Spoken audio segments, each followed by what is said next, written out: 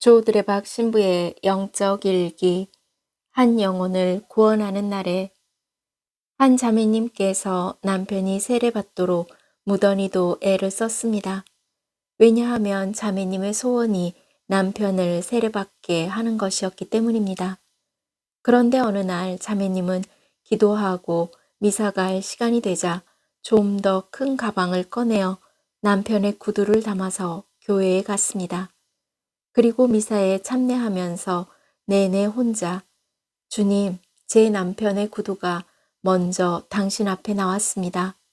이제 다음 차례는 누구인지 아시죠? 하는데 웃음이 나오더랍니다.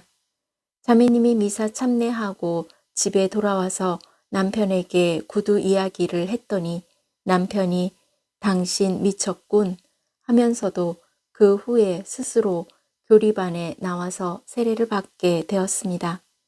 나중에 남편에게 그때 어떻게 나를 따라서 교회에 나올 생각을 했느냐고 물었더니 그렇게 바라는 당신의 소원을 외면하면 인간의 도리가 아닐 것 같다 라는 생각이 들었답니다. 바로 자매님의 믿음과 희망이 있었기에 가능한 일이었겠지만 주님께서 자매님의 믿음과 희망을 본 것입니다. 바로 믿음과 희망에서부터 그리스도인들의 사랑의 열매가 맺기 시작됩니다. 아멘. 오늘 복음을 보면 예수님께서는 중풍병자를 데리고 온 사람들의 지극정성 어린 믿음을 눈여겨보셨습니다. 그런데 과연 이런 사람들이 있었을까라는 물음을 던지면서 혹시 그렇다면 그 사람들이 가족이 아니었을까라는 답을 받아봅니다. 이렇게 중풍병자의 가족들이라는 생각해 보면서 말씀을 묵상해 보니 예수님의 말씀이 은혜로웠습니다. 예수님과 제자들은 깜짝 놀랐을 것입니다. 갑자기 지붕이 열리고 열린 지붕 사이로 끈에 매달린 중풍병자가 내려왔습니다. 그러나 예수님께서는 가족들의 믿음을 보시고 중풍병자에게 말씀하셨습니다. 얘야, 너는 죄를 용서받았다.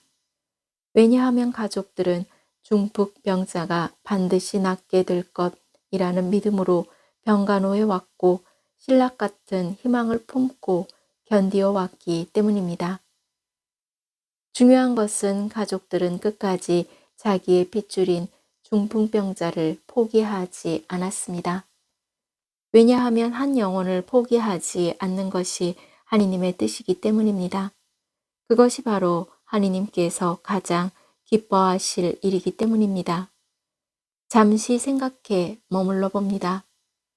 만일 중풍병자라는 가족이 없었다면 그 가족들이 그렇게 힘들게 예수님을 만나려고 했을까요? 결국엔 사실 가족들의 걸림돌이었던 중풍병자의 중풍이 가족들을 예수님께로 인도하고 행복하게 만든 축복의 디딤돌이 된 것입니다.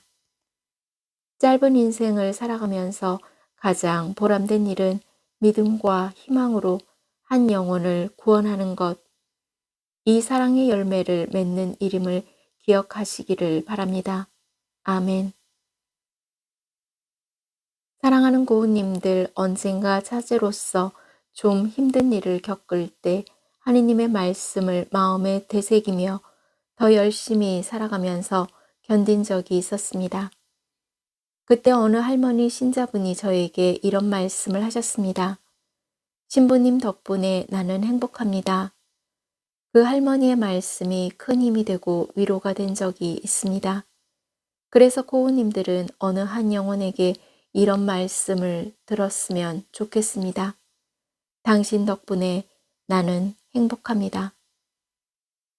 구약성경 집회서 43장 27절 말씀입니다. 우리가 아무리 많은 말로 이야기해도 미치지 못하니 그분은 전부이시다 할 수밖에 없다. 그러니 하느님, 당신 덕분에 너무 행복합니다. 라고 고백합니다. 그렇다면 지금 고우님들의 삶의 걸림돌은 무엇일까요? 그 걸림돌을 믿음의 눈으로, 희망의 눈으로 다시 한번 바라보고 기도하면서 사랑의 열매를 맺으셨으면 좋겠습니다. 그러므로 걸림돌로 생각된 한 영혼을 위해 기도하면서 당신은 나의 전부입니다. 당신 덕분에 나는 행복합니다.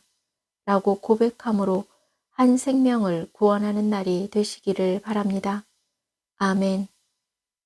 저 둘의 박사제도 지금 아프고 힘든 걸림돌을 통해 몸과 마음이 아픈 고우님들과 아픈 이들을 돌보는 고우님들 그리고 고우님들의 자녀에게 주님의 치유와 회복의 은총이 임하시기를 기도합니다. 아멘. 영적 일기를 마무리하면서 고우님들에게 걸림돌이 있다면 때론 피곤하고 힘들겠지만 다시 주님 앞에 나아가 무릎을 꿇고 주님을 만나게 하는 희망과 기쁨이 오늘 고우님들에게 시작되는 감사와 희망의 행복한 디딤돌로 인해 치유와 회복의 은총이 누르시기를 주님의 이름으로 강복합니다. 아멘.